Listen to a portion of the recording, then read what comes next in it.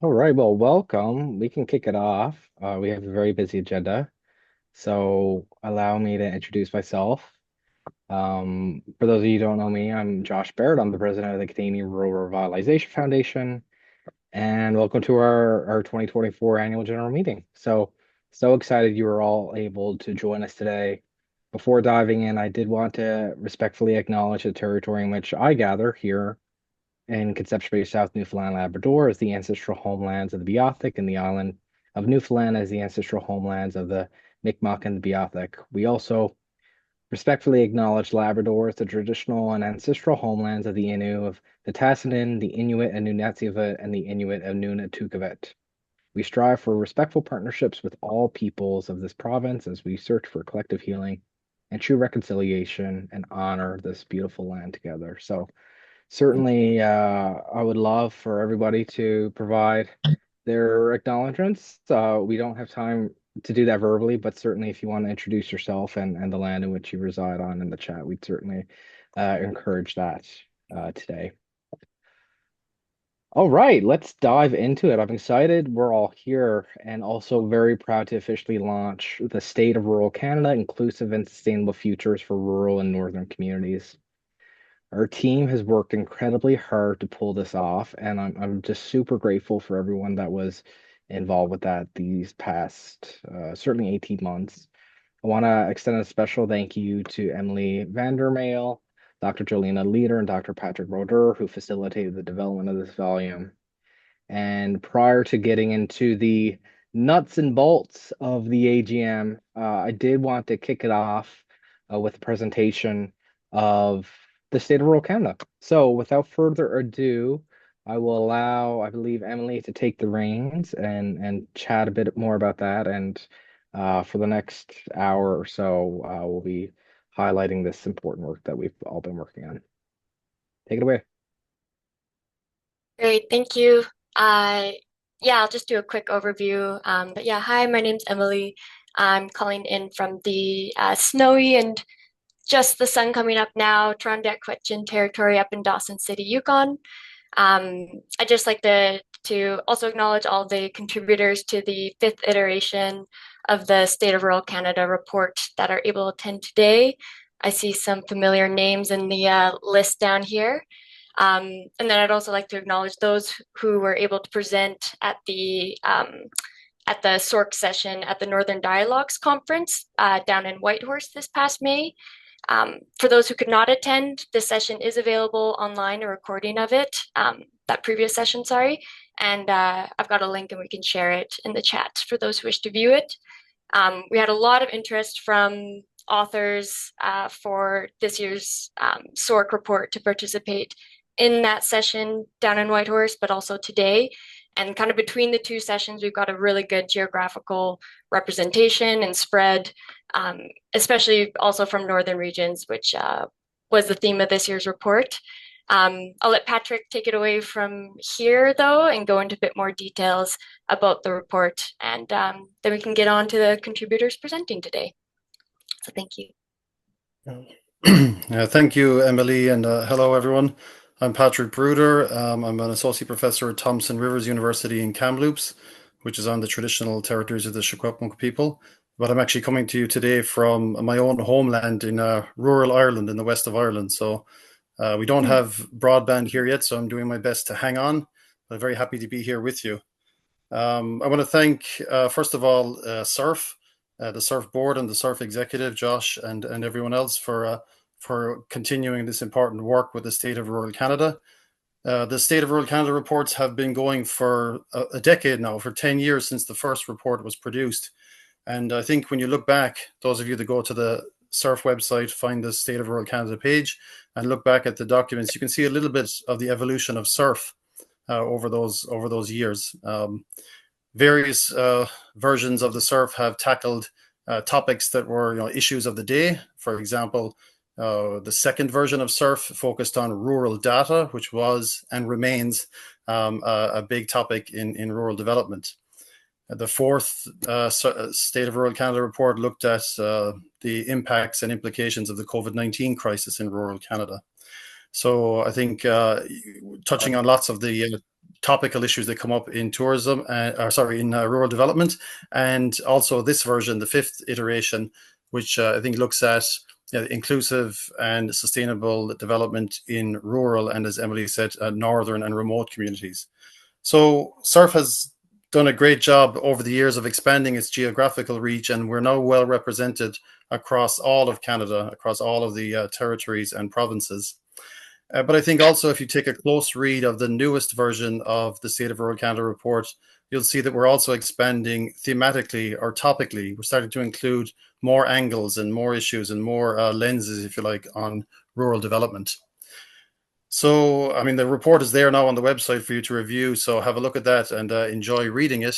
I just want to finish with a couple of quick thank yous. We had, about 38 people involved, directly involved in the production of the State of Rural Canada report. And when we started, the population of Canada was about 38 million. It's gone up since then.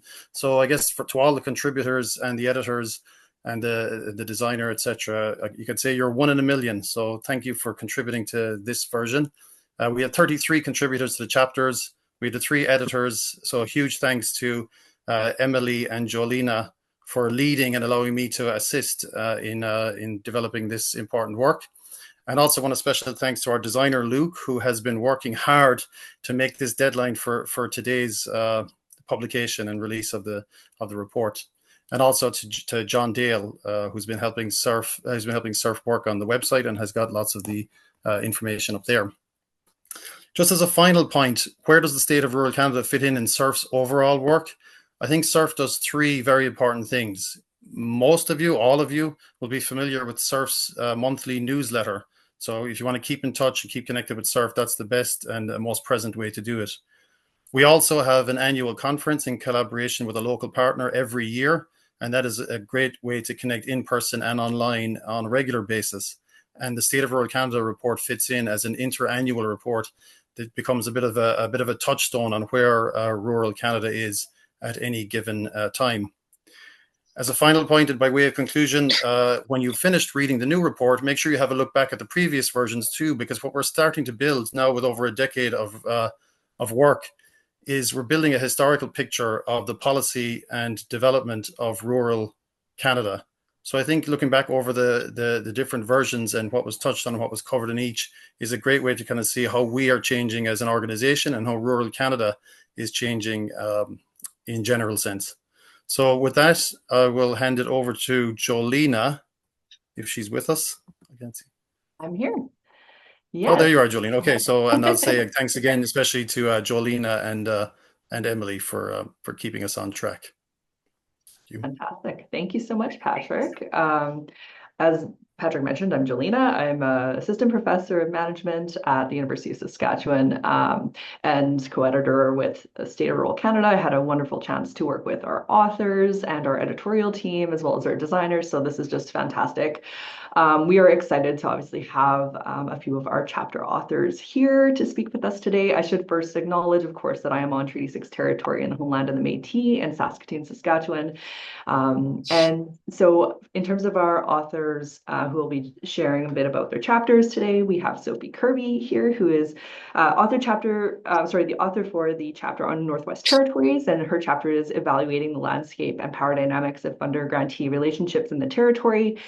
She is a Legislative Assembly advisor at the Northwest Territories Legislative Assembly. Of course, correct me if I'm wrong with any of these introductions when you get a chance to speak. We also have Annie Newells, who is the Saskatchewan chapter lead as well. She'll be speaking a little bit about her chapter on building capacity in Northern Saskatchewan through global partnerships and relevant graduate programming. She's also the manager of graduate programs at the Johnson Choyama Graduate School of Public Policy and a doctoral candidate. Lori Brinklow for the Prince Edward Island chapter, who is talking to us today about belonging and the connection at the heart of island community. She is the assistant professor at the Institute of Island Studies at the University of Prince Edward Island. And so we'll now turn it over to our speakers to share a little bit about their regions. Specifically, if each author could share a little brief overview of the rural context in the region. We'll start with Sophie and then go to Emmy and then over to Lori. And I'll just be moderating this session. And yeah, so just feel free to start us off, Sophie. Sounds great. Thank you, Jolena. Hi, everyone. Thank you so much for having me here today. My name is Sophie, and my jurisdiction is the Northwest Territories. I currently live and work on Chief Dragi's territory, the traditional lands of the Yellowknives Dene First Nation and the North Slave Métis.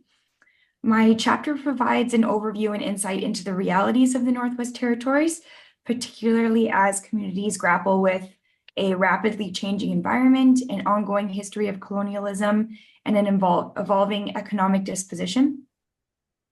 The rural context of the territory spans over the territory's 1.3 million square kilometers, with 33 communities ranging in sizes and remoteness that are all rich with culture and history that is palpable in its wildlife, people, and languages.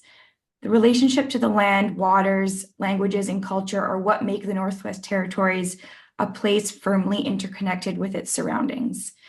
Much of the territory is not connected by roads, and many of the communities can only be reached by winter roads, ice roads, or by airplane.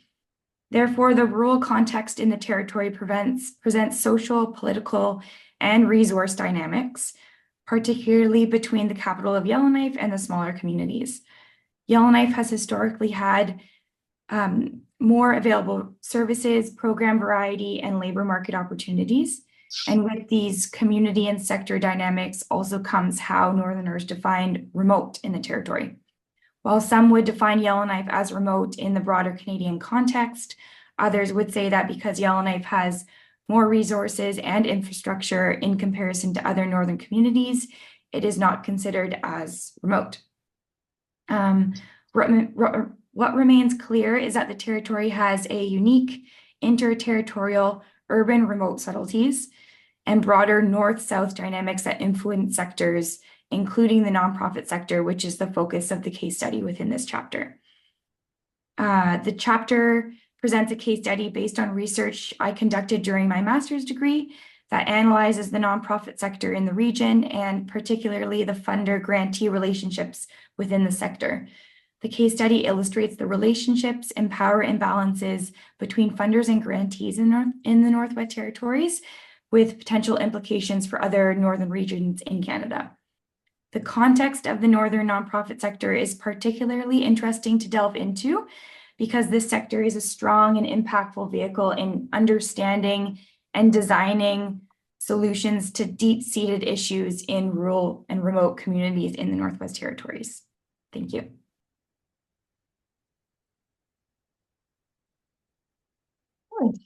Maybe we'll turn it over to Emmy. Great. Good morning and good afternoon, everyone. A big thank you to Patrick, Jolena, and Emily for the introductions. And thank you all that was able to join today. I'm joining from Saskatoon, the beautiful lands of Treaty 6 and the traditional homeland of the Métis. I feel very privileged to have made this my home with my family. So today I'll introduce you to the region of Saskatchewan and more specifically, Northern Saskatchewan. The Northern Saskatchewan region is vast and diverse. The size is about 260,000 square kilometers. It's 2 times the size of Nova Scotia, New Brunswick, and PEI put together. The geographic boundaries used to describe the northern region of Saskatchewan is often provided by the Northern Saskatchewan Administrative District. This district was created to provide municipal services and utilities to the unorganized areas of the province of the northern region, but it also provides a very tangible and wonderful boundary that we use to describe our north.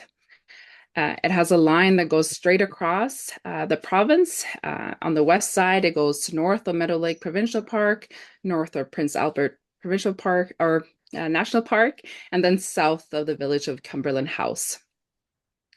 The region itself is entrenched with beauty. I hope you've had the opportunity to visit.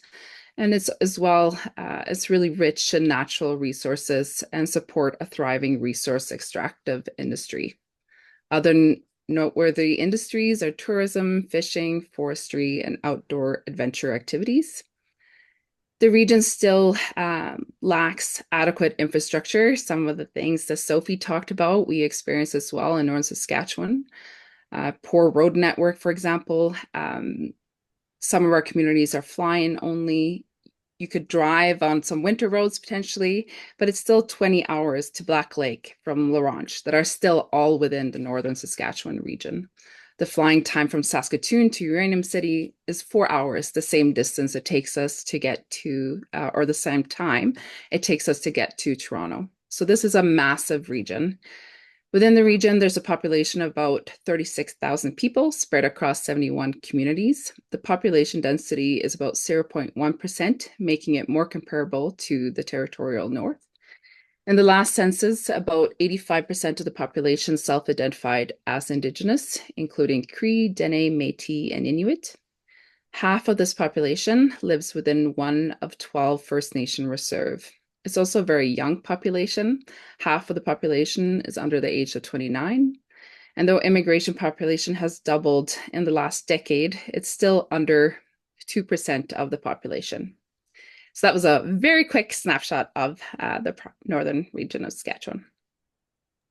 Thank you so much, Emmy. That's wonderful. I'll turn it next over to Lori.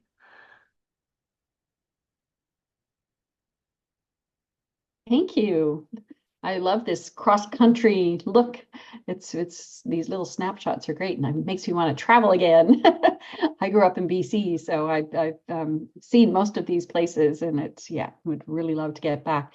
So yeah, I'm here in Charlottetown, in Prince Edward Island, or Epcot, the unceded territory of the Mi'kmaq. And many of you have been to Prince Edward Island, or certainly heard of Prince Edward Island as being Canada's smallest province, at 5,600 square kilometers. And it was fun hearing Emmy say, yeah, Prince Edward Island, Nova Scotia, New Brunswick. Prince Edward Island has often been used as a unit of measurement, a forest fire 4 times the size of Prince Edward Island. Yeah, so we try not to take it personally, but we do take it personally when we get left off of maps. So because we're so little, they often think, oh yeah, we don't need to worry about Prince Edward Island. So I'm our chapter, I worked with a Mays graduate student, Master of Arts and Island Studies student named Tristan Atkins, who is doing his thesis on work in Labrador, very rural, and Kyla DeRue, who works with the provincial government's Department of Rural Development. And so it was wonderful having the other two's points of view. Here I am as, a professor and trying to bring that side to it. But Kyla was very practical and pragmatic and brought a really good story of a very good project that's going on, which I'll mention in a minute. One of the things about Prince Edward Island is that it's about the size at 175,000 people of a neighborhood in Toronto or Hamilton. And so people think, well, yeah, is your whole province rural? Well, I live in Charlottetown of 40,000 people. And so we don't feel like we're rural here, but according to definitions, we would be rural and we would be remote. I love a friend of mine said, it's only remote if the things that matter are far away. So we don't often think of ourselves as very remote, except when the bridge is closed and we can't get off, the mainland is cut off again, right? Then we're pretty remote. But being an island, and Canada's really only island province, has come with its advantages, and one of them being that we do have 4 MPs and 4 senators for such a small population. And it comes down to the fact that we were an island way back when we joined Canada, and we refused to leave because there's such a great sense of identity here, and we didn't want to be part of the mainland. So it only took when we went bankrupt because of the railway that we actually came begging back, okay, will you please take us Canada now and pay off our debt and then we'll be good. So that's how we ended up as being part of Canada, because up till then we were a colony. So these historic things really carry over into present day, especially around land. Land use has always been a huge issue here because we have only a finite amount of it. And when the spoils are little, then the scrapping gets harder. And so there's a lot of contested space between environment and development. We also have a very growing population. Unlike many islands that are being depopulated, we've had our a huge immigration with international migration coming in. And so that's led to lots of problems around housing and jobs and healthcare and just all of those things that we're hearing all across the country and indeed around the world. We're just a tiny microcosm. The two things that we focused on in the chapter were climate change, because being an island, we're really close to the ocean and susceptible to sea level rise and coastline erosion and extreme weather events like Fiona, the huge hurricane that went through in 2022. So we focused a little bit on that and some of the outcomes. And the second was on the Community Navigators program, which has been developed to help incomers and international, well, not just international, but immigrants coming into Prince Edward Island to help them feel like they can, they can get a job, they can feel like they can belong, because it's only, and we're finding this through some of our studies on population, that it is that sense of inclusivity and belonging and vitality that lead to a more sustainable and vibrant community. And so even in the case of resilience against climate change, it's those kinds of, I think of islandness almost as our superpower, in that if we can demonstrate and make sure that we have those strong connections amongst community and that nobody gets left behind, then we can be better prepared for big storms and snowstorms and hurricanes and all of that. So a lot of it it's all kind of wound up together around inclusivity, belonging, and vitality, which we call islandness. So I'll leave it at that. Thank you.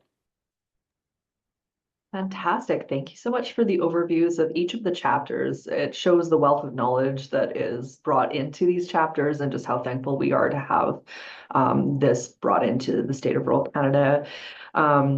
I will move on to the next, just being aware of our time here today. The next question I have for our panelists, and we'll mix it up in terms of order a little bit, actually. So the next piece is to share a little bit about future directions and projections for your region based on past reports or suggestions from your chapter that you've built in. So this time we'll actually go in reverse order. So we'll actually start with you again, Laurie, if that's okay. And then we'll go from you to Emmy and then back to Sophie. Sure, thanks. I was just looking to see what we wrote. It was, really hopeful, I hope. I think a lot of it has to do with how are we managing our population growth, and we're being at every turn, and all of you are experiencing this as well, because we're all subnational island jurisdictions as provinces. We have no control because the federal government is controlling our numbers that are coming in. And in some cases, we need people because we are an aging population. We're not making as many babies, except for their Kristen. Yay, Kristen. And we need people to, help fuel our economies. And yet the federal government is putting up these rules. So I think that that's a future direction for us, how as provinces we can use our jurisdiction, our power of jurisdiction, to create more dynamic societies that are based in our own situations. You talk about, or we often talk about, you've seen one rural community, you've seen one rural community, right? And it's the same with islands, it's the same with provinces. We all have our own stories. And so this business of, one size fits all, these solutions, they aren't working, and they haven't worked. And so I think that working in our organization, taking advantage of these wonderful connections that we're making with one another is the way that we have to work in order to have a positive outcome for our little communities and provinces. Excellent. And over to you, Emmy. For sure. So the last report included a wonderful chapter on Saskatchewan by Jolina, Heather Exnapuro, and Kristen Catherworthy. I think you're all here. I think this chapter provided it provided two wonderful case studies on rural energy transition and telehealth in North Saskatchewan.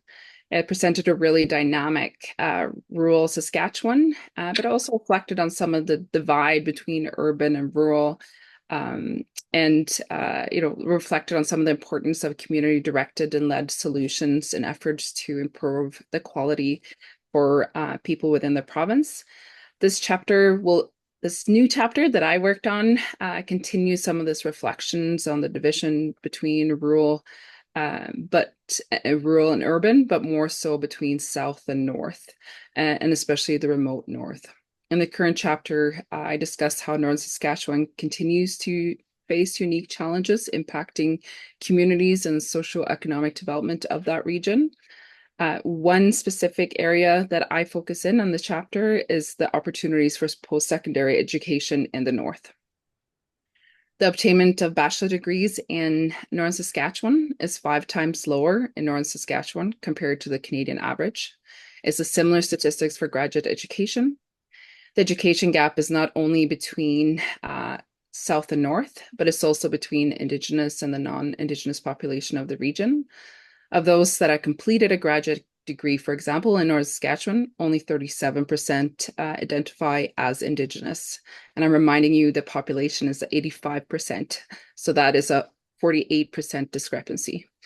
Access to post-secondary education is a real challenge within the region as well. There's a network of colleges and some of college campus satellite locations, but there are no university campus locations in the region. And why does this matter? We know that obtainment of education will improve socioeconomic outcomes. And so this gap in education is really significant for the future prosperity of the region. Thank you. Thank you, Emmy. And we'll turn it over to Sophie. Thank you, Jolena. Based on past reports, future considerations for the Northwest Territories include that community-led initiatives sustain remote and northern communities in the territory. And the future is promising because of the vibrant cultural groups of the Dene, Inuvialuit, and Métis peoples who are resourceful, creative, and resilient. And my chapter is really in the same vein, especially regarding community-led initiatives. And I suggest that by deepening the impact and shifting power towards the nonprofit sector, the future of northern and remote regions in the Northwest Territories can be characterized by thriving communities, people, and the environment. I suggest that the future of the NWT with healthy and meaningful connections between sectors is bright. And in particularly to the case study, it highlights that policy, legislation, and programming in the Northwest Territories can be enhanced when nonprofit organizations' voices are represented in the process of the funding cycle. And this involvement needs to be meaningful. When governments invite nonprofits to the table, it shows that they recognize that these organizations have an understanding of how to improve the quality of life of Northerners and value them as community experts and problem solvers. The nonprofit sector in the Northwest Territories is small and interconnected, such as is the whole territory. We only have a population of about 40,000 people, but the nonprofit sector is often providing programmings to the most vulnerable populations. And so therefore strengthening their causes by improving funding relationships is crucial to solving deep-seated issues in the territory. The persistent challenges of colonialism, climate change, and disparities of the territory's population and resource and infrastructure gaps across the territories especially between the communities and the capital and the South are complex, but rooted in a solid foundation of governance and interconnectedness, especially throughout the nonprofit sector. The territory continues to adapt and be resilient. The territory is positioned with a unique governance structure. The Northwest Territories follows the consensus government structure, and it's studied across the globe, and it has the ability to empower residents, organizations, and groups to address key issues in a way that is authentic to the North and its people. And I'll end it there. Thank you. Thank you so much, Sophie, and everyone's contributions there.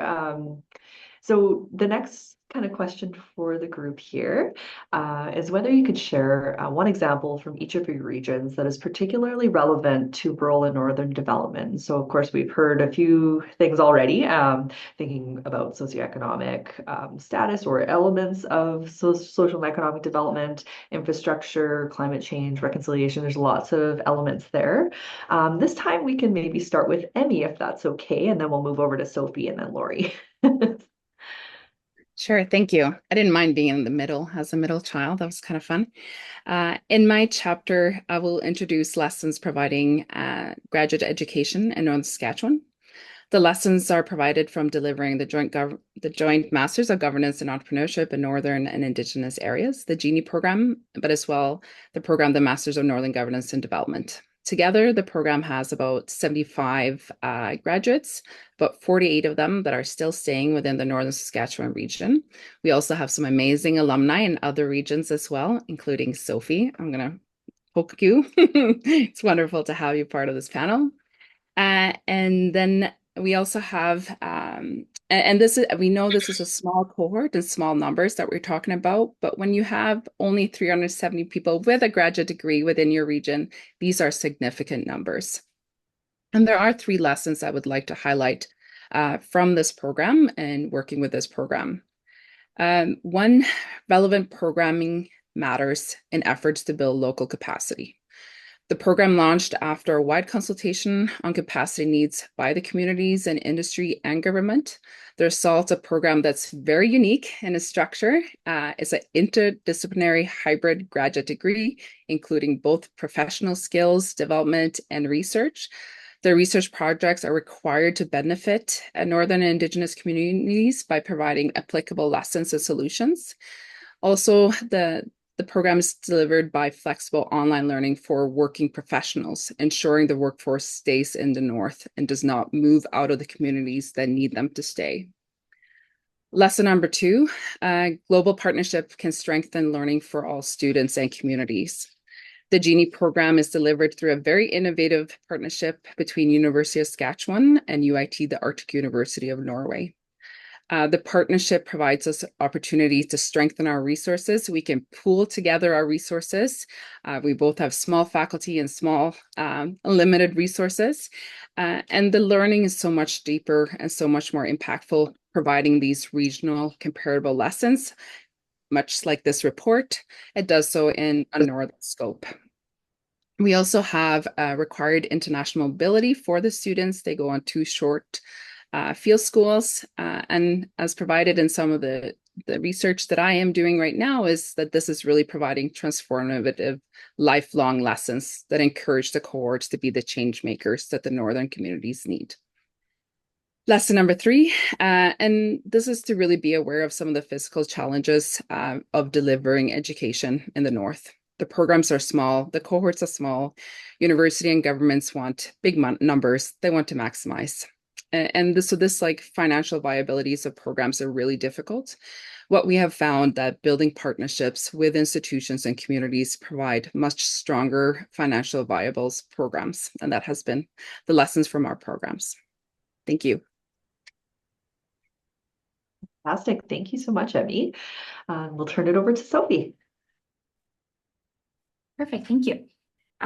So I'll focus this more on the case study within this chapter, which again interviewed 9 nonprofit and charitable organizations in the Northwest Territories on their experiences and relationships with their funders.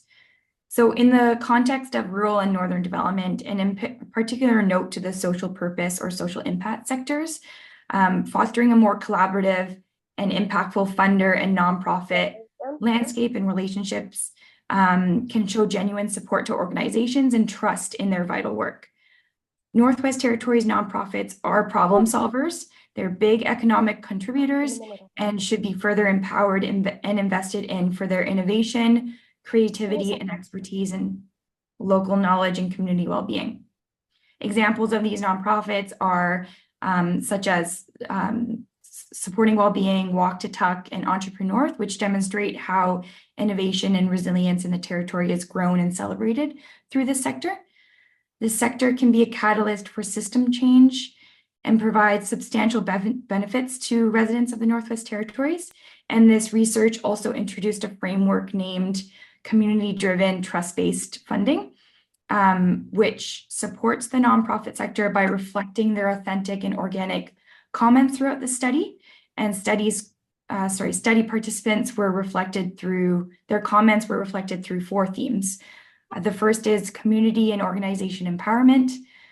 The second, application and reporting network. The third is transactional relationships and power. And the fourth was operations and administrative support, which led to the development of this framework. One sec. Sorry, I don't know if that was to me, but I'll just keep going. Sorry, could I interrupt? Could I ask everybody who's not presenting to please mute? Thanks. Sophie, take it away. Thanks. This case study and the development of community-driven trust-based funding framework support the nonprofit sector in ways that are transformational to them and improve the long-term sustainability of local services and programs. And the practical implementation of this framework can support the capacity and longevity of Northern nonprofits and the sector. Thank you. Thank you so much. And then finally, we'll turn it over to Lori.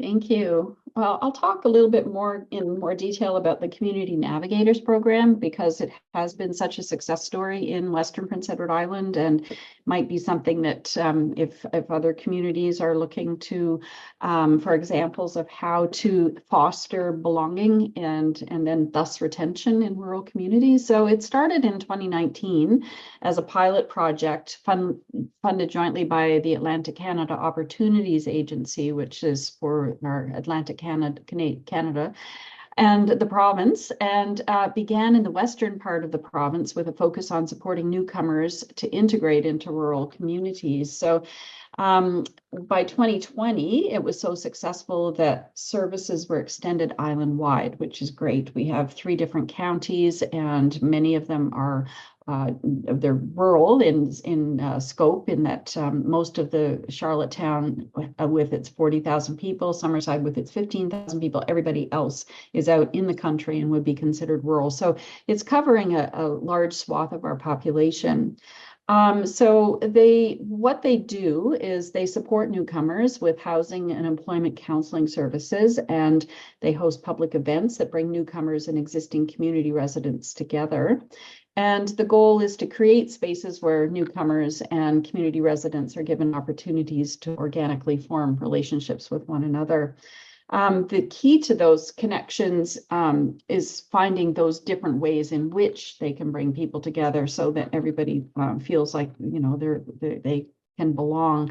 And it's fun how thinking about when you want to, you know, for a newcomer coming into a place, it's always, we've discovered this, how difficult it is, especially on an island. People in small communities would know that, but here, this whole idea of come from away is something that's been going for decades, right? If you're not from here, then you're from away.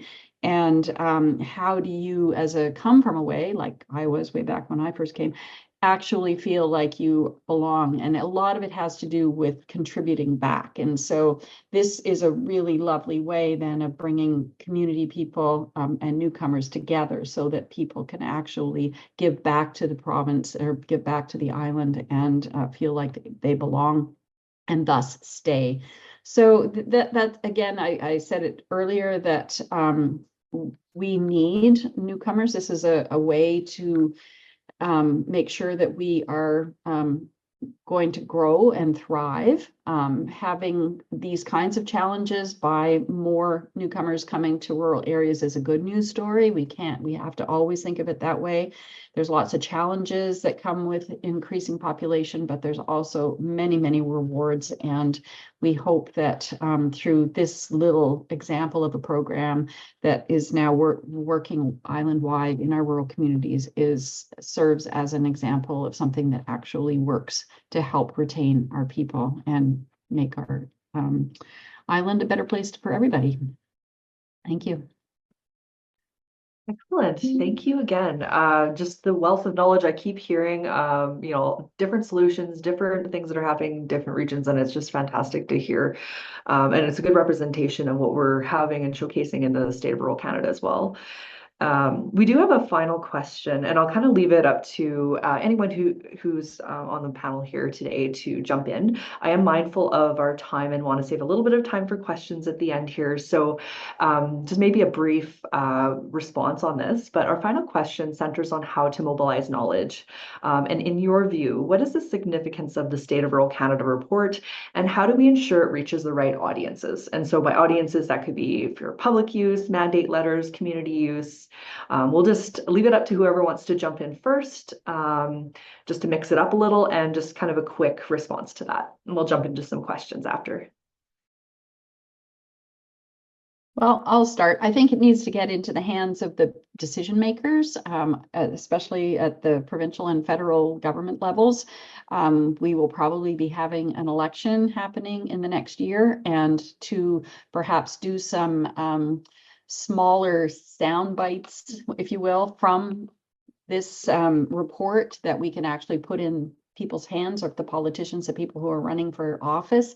I think that would be a really amazing use of the knowledge that has been brought together in this one publication that actually might make a difference if we can each of us make a commitment to doing that kind of thing, and especially when the time comes to start making sure that our people running for office have a handle on the issues in rural Canada, that this is one example of something that it's up to date, it's current, relevant, it's what's, I think if we can maybe do that, that would be really helpful. I think anyone else would like to join in, Sophie or Emmy?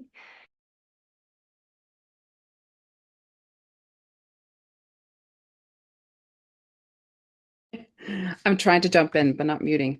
So some of the lessons that I provided in my chapter was on Northern graduate education. And I'm seeing and knowing that a lot of people that are involved with SURF work within the post-secondary education. I know our sector is going through some huge transformations right now. The transformation is already started. We're needing to transition away from being dependent on international students to meet our bottom line. But with transformation comes great opportunity. I think that within this space, we have the opportunity to be representatives within post-secondary institutions to really push for having the space for equitable and relevant rural, remote, and northern education. And I would call on all of you to kind of play that role and taking that lead and taking some of these lessons from this report and using this report to educate within your classrooms, within your communities, and create this a better space. Thanks. Thank you, Emmy. Did you have anything to add, Sophie, before we turn it over to questions from the audience?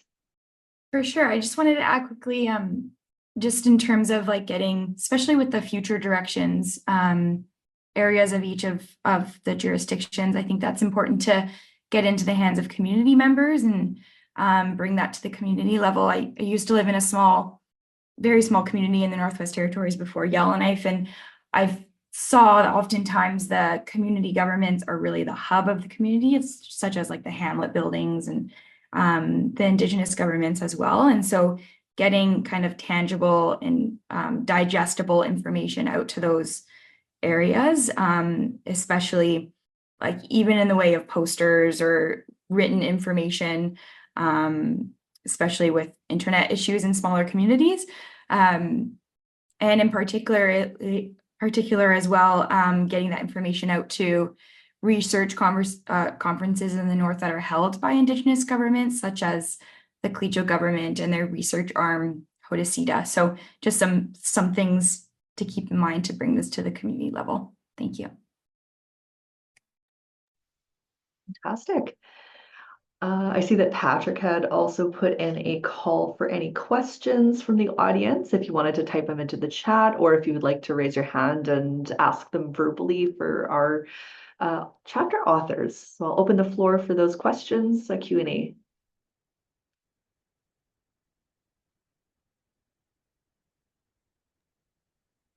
I can kick us off for questions. I open this to our panelists, but also editors. Patrick kicked us off with chatting a bit about the various iterations of the state of rural Canada over the years, and I know everybody has quasi mentioned some aspects of previous editions and whatnot, but interested in hearing from if anybody has any perspective on what stands out about this edition compared to maybe previous years. Is there things, certain takeaways from this year that kind of makes this stand out a bit? Yeah, and thanks. It was all very informative, very pleased we have this keynote here today.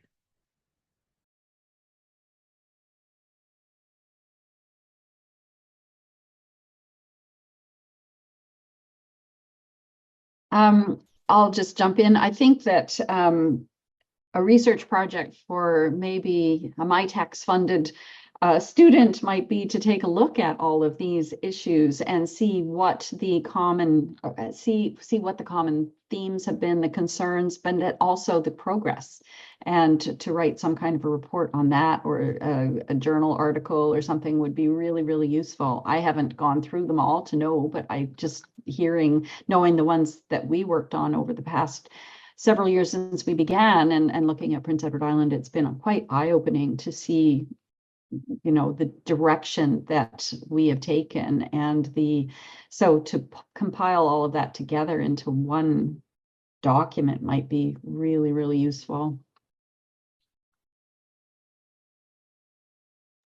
It's a fantastic I'll just add, observation. yeah, I'll just add a little bit there to what Laurie said. If you look back over time, one of the things we always think about is the solutions for rural development issues.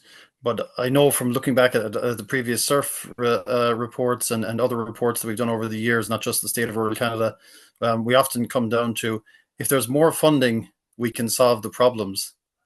But I guess a challenge for the next version of SURF, since we didn't actually answer this question, is uh, in the case of no more funding, how do we address and solve the problems? And one thing I noticed reading through this version of SURF, through the chapters in particular, there are little ideas in there about community collaboration, community-led innovation, opportunities in other areas where I think we can start to see that it's not only about getting funding solutions, but also the action that's on the ground. And I think that grassroots action has become more diverse in its scope, moving further away from agriculture and more into community development and social cohesion work. And I think there's some great examples of that in the current report, and maybe it's a continuing question for the future too.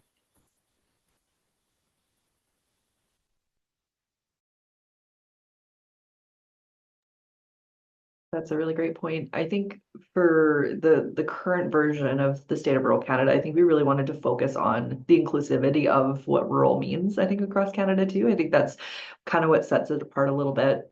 In previous editions too, we were focused on, through the pandemic and COVID-19. And so there was different iterations that kind of had different focuses. And it's definitely nice seeing them come together. I see that Heather Exner-Perot has her hand up. I'll turn it over to you. Great. Maybe another question when we have all these rural experts. We've had a few provincial elections, and they have seemed to fall along urban versus rural lines. And I'm wondering, from your collective expertise, do you think is there anything new about this phenomenon? Is this the same phenomenon playing out? Is it worsening? What are your impressions on the kind of division in vote that we've been seeing?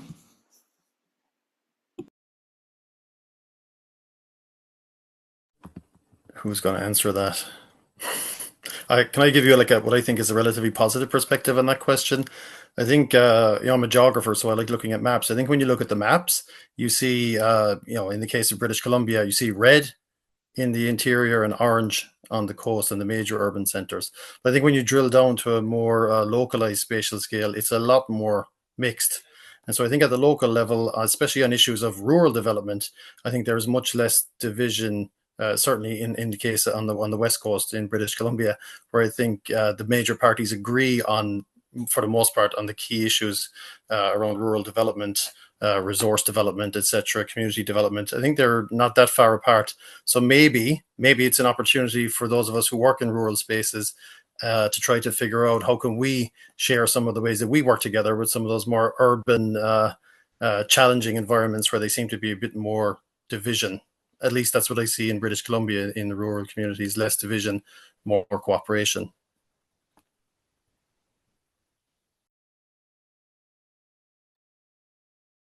I think I would love to hear your perspective and answer on this, Heather. I think you would answer this question quite well.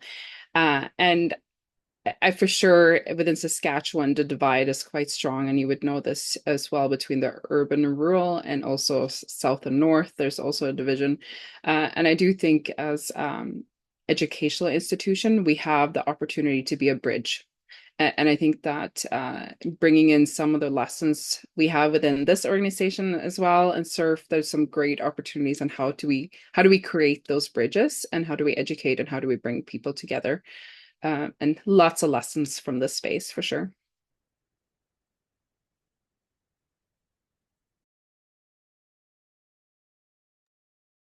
We have maybe time for one more question, or if there's anyone else that wants to respond to Heather's, and maybe Heather even wants to jump into her question. But if not, maybe time for one more question, then we'll wrap this up for the State of Rural Canada keynote.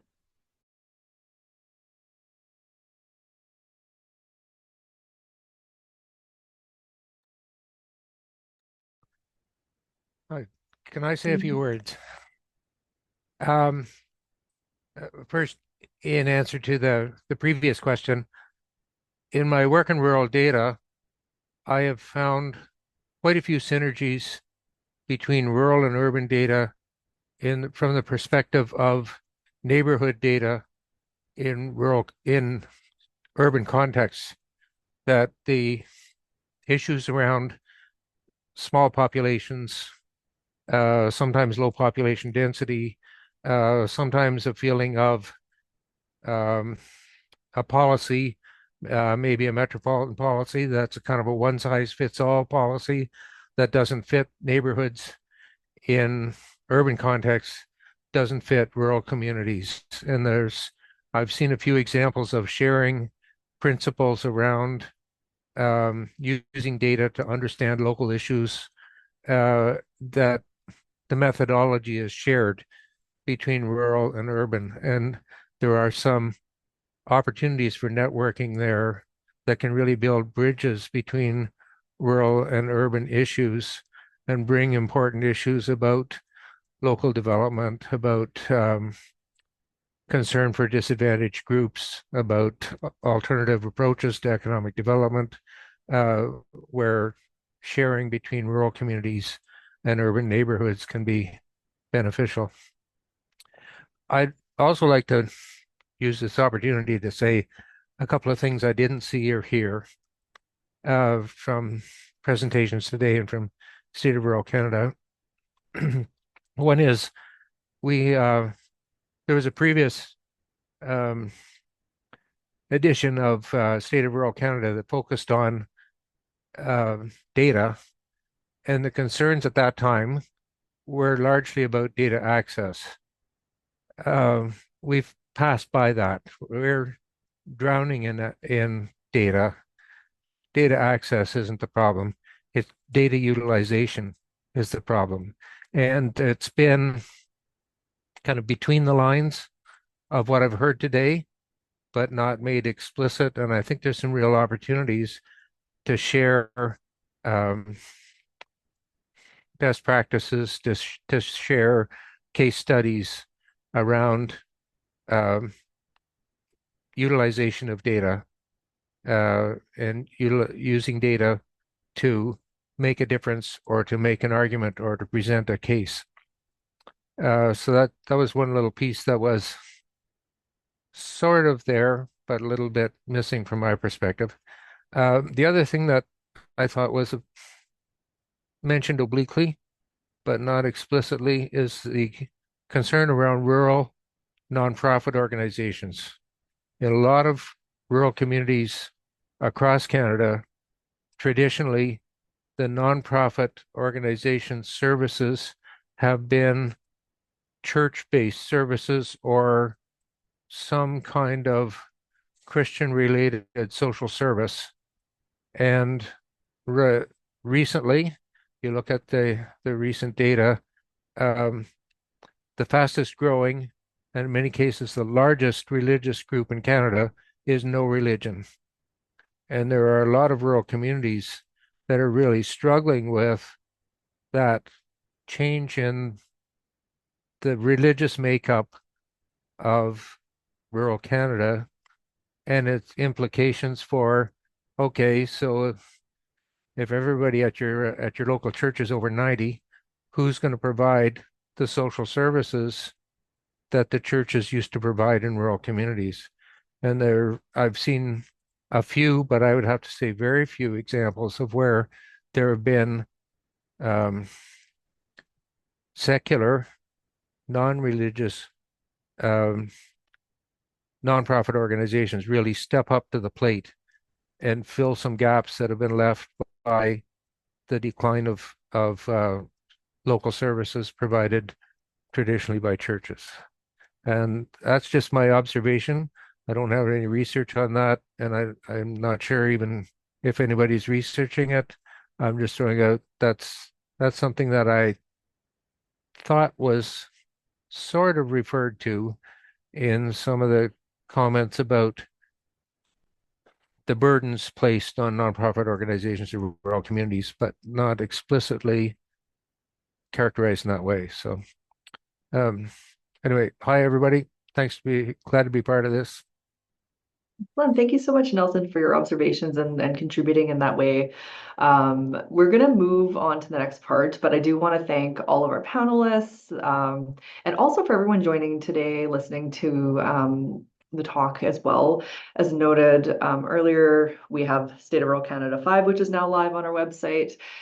Just a reminder that we are obviously planning for the next State of Rural Canada report, which will be starting fairly soon in the planning process. So if you're interested in connecting for State of Rural Canada 6 in the next couple of years, obviously we'll be planning much well in advance. So if you're interested, let us know. And always, obviously, please be involved with SURF in whatever ways you would like to as well. And we will move it over to the rest of the program. So I guess I bring it back to Josh, I believe. So he'll take it over. Thank you for that, Jolena, and for everybody's contributions. Yeah, it was great. It's incredible to get this document out and to, I think it was Lori's point, certainly some of the next steps for the team, as we have done in other editions, is doing copies and mail out campaigns and stuff like that. So we're certainly excited to keep that going and getting the word out, especially it seems as though these issues always align with election cycles, which is always interesting. So in any case, here we are. So thanks for that. And we can move into the more formal part of the agenda. So let's get started. You folks by now should have access to our meeting agenda, and so calling for I know Sam's going to share some materials, but calling for a motion to approve the agenda. So moved. Danica. Perfect, thanks. Seconder, anybody? Seconded.